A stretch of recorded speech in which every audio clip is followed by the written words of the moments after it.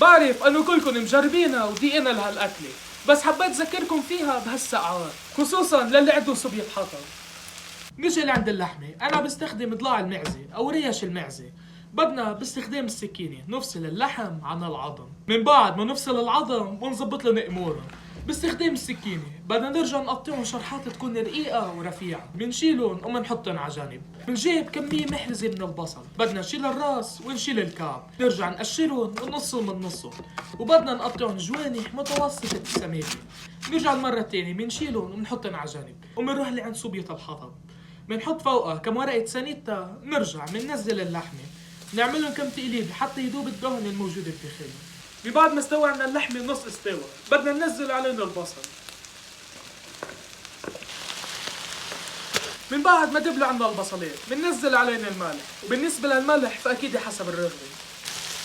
انا بحب بس اكتفي بالملح، اذا انتم بتحبوا تضيفوا بهارات هيدي الخطوه بترجع لكم انتم. هيدي الاكله طيب مع خبزة النار، وهلا كل وشكور.